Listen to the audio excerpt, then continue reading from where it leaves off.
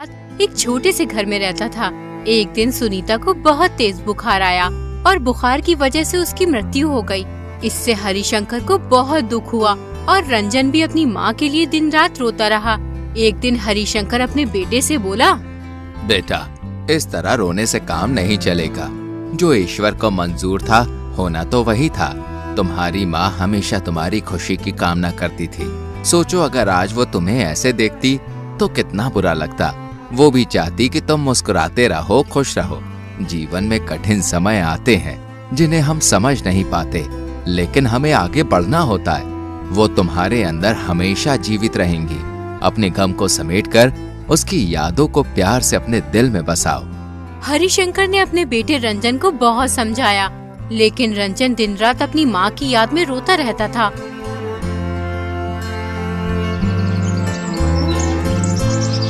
फिर एक दिन हरिशंकर के भाई आलोक ने उसे सलाह दी।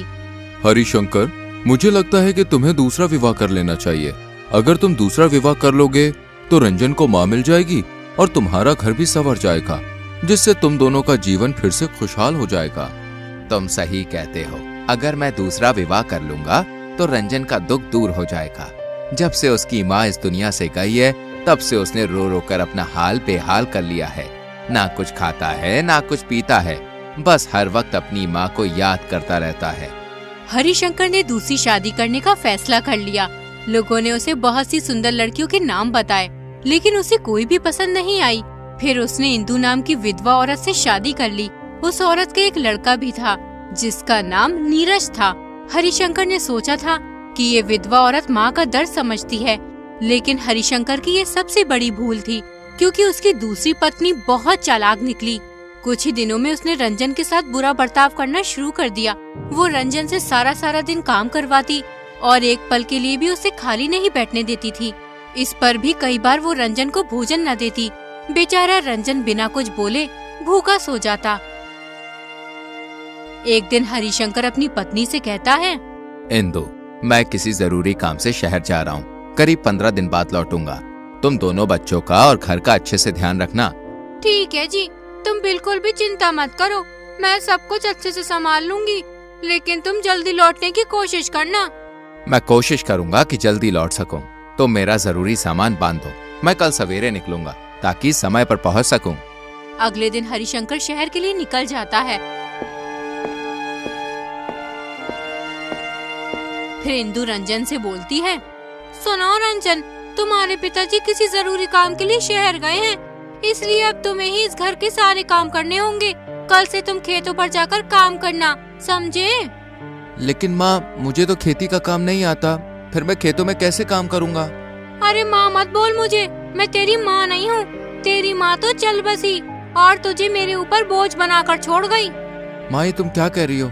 सौतेली ही सही, लेकिन तुम तो मेरी माँ हो। मैं भी तुम्हारे बेटे नीरज के जैसा ही हूँ। पिताजी ने तुमसे शादी इसलिए की थी कि मुझे माँ की कमी महसूस ना हो। अरे अपनी बकवास बंद कर। तू नीरज जैसा कैसे हो सकता है? वो तो लाखों में एक है और तू नामुराद कहीं का, हर वक्त बड़े बूढ़ों जैसी बात करता है। जितनी तेरी उम्र है उतनी बातें किया कर। हरिशंकर के जाने के बाद इंदु रंजन पर और भी ज्यादा जुल्म करने लगती है। वो रंजन को सारा दिन खेतों पर काम करने के लिए भेज देती और अपने बेटे नीरज को घर में बैठाकर खूब अच्छी अच्छी चीज खिलाती थी और रंजन को सूखी रोटियां देती थी, वो भी वक्त बेवक्त। अपनी सौतेली माँ का ये व्यवहार देखकर रंजन को बहुत दुख होता था। उसे अपनी माँ की याद आने लगती थी। वो घर से दूर एक पेड़ के नीचे बैठकर सोचने लगता है, अगर आज मेरी माँ जिंदा होती तो वो मुझसे कितना प्यार करती। वो मेरी कितनी फिक्र करती थी, मेरे लिए अच्छा अच्छा खाना भी बनाती थी। माँ, कहाँ हो तुम? मुझे तुम्हारी बहुत याद आती है। मैं तुम्हारे बगैर नहीं जी सकता हूँ। मैं तुम्हें बहुत याद करता हूँ। तुम्हारी कमी मैं हर पल महसूस करता हूँ। तुम्हारे बिना जीना बहुत मुश्किल हो गया है माँ। रंजन बेचारा अपनी माँ को याद करके रो रहा था। उतने में ही मोहल्ले की 2 महिला आती हैं। उन्हें रंजन पर बहुत दया आती है। ये सब सौतेली माँ की करतूत है। अपने बेटे को इतने प्यार से रखती है और बेचारे रंजन को सही से खाना भी नहीं देती है। सारा दिन खेतों में काम करवाती है। हाय, बेचारी क्या जानती थी कि उसके मरते ही लड़के की ये दुर्दशा होगी। ईश्वर न करे किसी भी बच्चे का सौतेली माँ से पाला पड़े, जिसे अपने बच्चों की जिंदगी खराब करनी हो। वो बच्चों के रहते हुए अपना दूसरा ब्याह कर ले। ऐसा कभी नहीं देखा कि सौत के आने पर बच्चों का जीवन तबाह ना हो गया हो। ऐसी देवी ने जन्म ही नहीं लिया जिसने सौत के बच्चे को अपना समझा हो। रंजन बहुत ही समझदार था, इसलिए उसे ये समझते देर नहीं लगी कि लोग केवल घर बिगाड़ने वाले होते हैं। इसलिए उसने इन दोनों महिलाओं की बातों पर कुछ ध्यान नहीं दिया और बगैर कुछ कहे घर चला गया। इंदु गुस्से में बैठी हुई रंजन का इंतजार कर रही थी। जैसे ही रंजन घर में घुसता है, इंदु उसे उल्टा सीधा कहना शुरू कर देती है। अरे कहाँ गया था? मैं कब से तेरा इंतजार कर रही हूँ। तुझे घर की कोई फिक्र है कि नहीं? सारा काम यूं ही पड़ा है। आप सारा काम मुझसे ही करवाती हो, नीरज को कभी भी किसी काम की नहीं बोलती हो आप। बहुत जबान चलने लगी है तेरी, कैची की तरह। बड़ों से बात करने की बिल्कुल तमीज नहीं है। हाँ, नीरज काम क्यों करेगा? तू क्या आवारा फिरने को है? वो काम नहीं करेगा। मेरा बेटा पढ़ लिख कर कोई अच्छा काम करेगा, ये खेती बाड़ी नहीं करेगा, समझा? जा जाकर खेतों से जानवरों के लिए चारा लेकर आ। रंजन आंखों में आंसू भरकर चला जाता है। इंदु सोचने लगती है, और इस लड़के ने मेरी नाक में दम कर दिया है। अगर ये घर में रहा तो जमीन जायदाद का आधा हिस्सा इसे मिलेगा। एक काम करती हूँ, इस पर चोरी का इल्जाम लगा देती हूँ, फिर इसे घर से निकलवा दूंगी। अगले दिन इंदु अपनी बचपन की सहेली रूपाली को बुलाती है। इंदु रूपाली से कोई बात नहीं छुपाती थी, उससे अपने घर की सभी बात बता दिया करती थी। उसे रूपाली पर बहुत विश्वास था, इसलिए वो अपना और रंजन की माता का सारा सोना एक पोटली में बांधकर रूपाली को दे देती है और उससे कहती है, अरे रूपाली, मैं तुम पर बहुत विश्वास करती हूँ, इसलिए तुम्हें ये सोना रखने के लिए दे रही हूँ। तुम इसको संभाल कर रखना और जब मैं तुमसे मांगू तब मुझे वापस कर देना। तुम चिंता ना करो, मैं इसको संभाल कर रखूंगी। लेकिन तुम ये सोना मेरे पास क्यों रख रही हो? दरअसल मैं रंजन को घर से भगाना चाहती हूँ। अगर वो यहाँ रहेगा तो जमीन जायदाद का आधा हिस्सा उसे मिल जाएगा। मैं उस पर गहने चुराने का आरोप लगाऊंगी, फिर उसे घर से भगा दूंगी। लेकिन तुम ये सही नहीं कर रही हो इंदु। रंजन कितना मासूम है, बेचारा बिन माँ का बच्चा है, ये इल्जाम कैसे सहेगा? अभी तुम उसे जानती नहीं हो, बहुत चालू लड़का है। उससे बड़ा निकम्मा मैंने आज तक नहीं देखा। उसकी जबान कैंची की तरह चलती है और घर का कोई काम नहीं करता।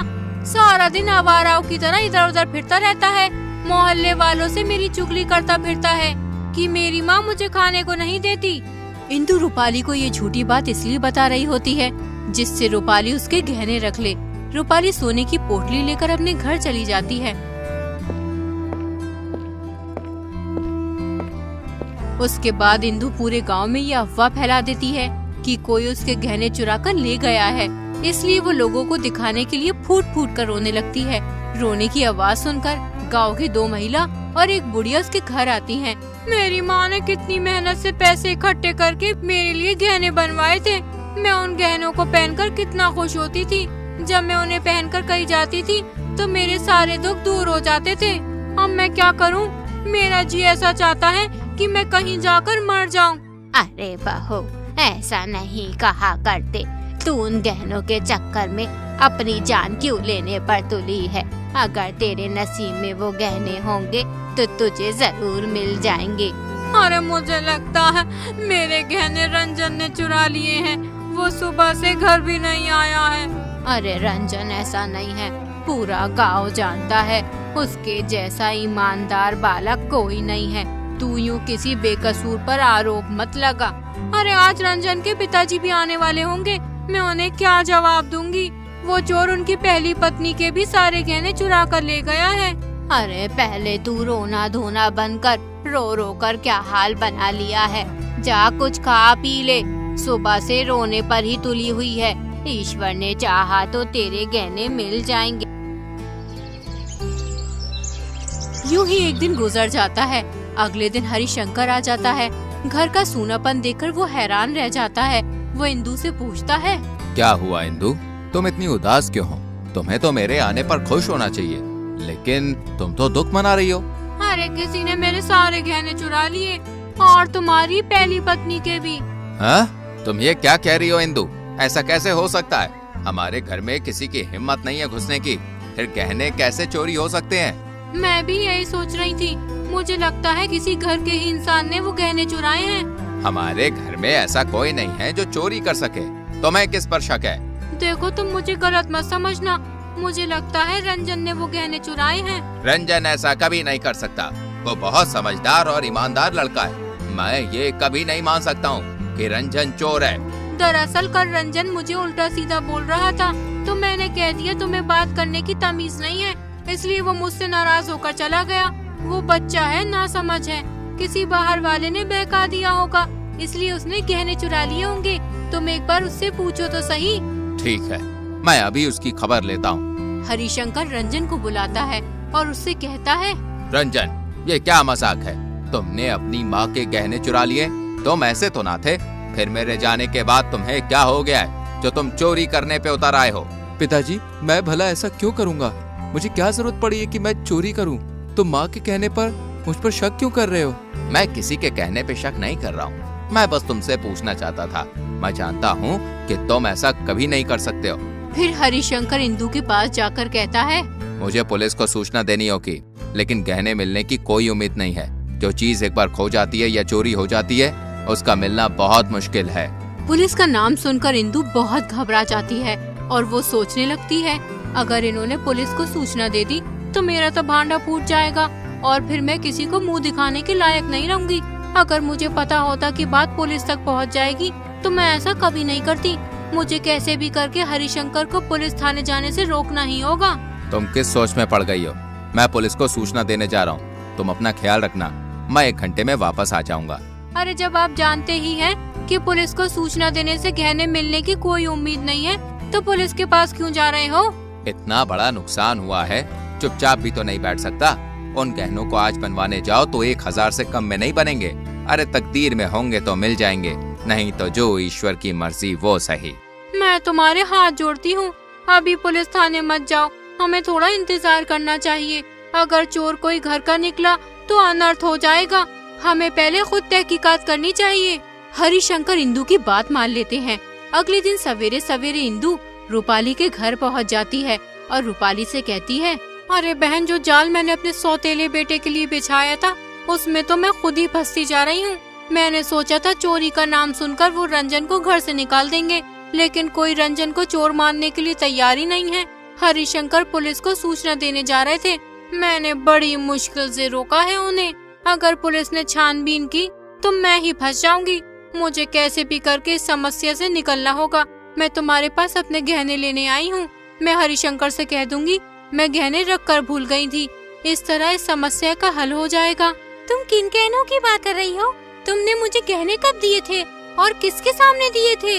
रूपाली की ये बात सुनकर इंदु के होश उड़ जाते हैं। इंदु समझ जाती है कि रूपाली गहने जब्त करना चाहती है। अरे बहन रूपाली, तुम क्या कह रही हो?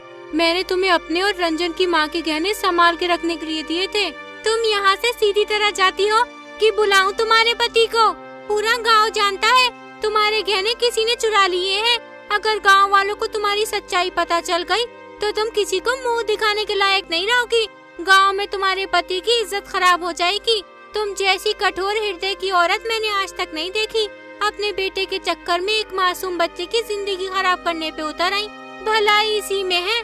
चुपचाप अपने घर चली जाओ और कभी यहाँ मत आना। इंदु को रूपाली की बात पर बहुत गुस्सा आता है, लेकिन वो मजबूर हो चुकी थी, इसलिए उसने रूपाली से कुछ नहीं कहा।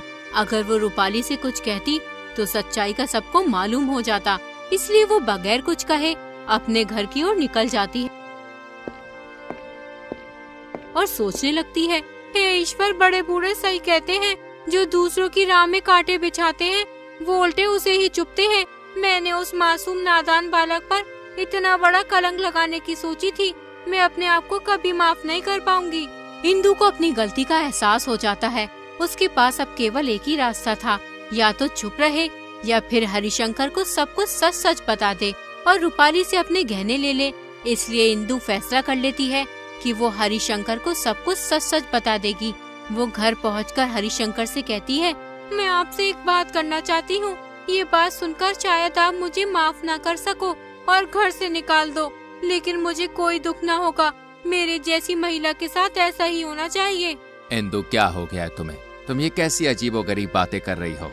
दरअसल वो गहने किसी ने नहीं चुराए, वो मैंने अपनी सहेली रूपाली को दे दिए थे। मैंने सोचा कि रंजन पर चोरी का इल्जाम लगवाकर घर से निकलवा दूंगी, उसके बाद सारी जमीन जायदाद पर मेरे बेटे का हक होगा।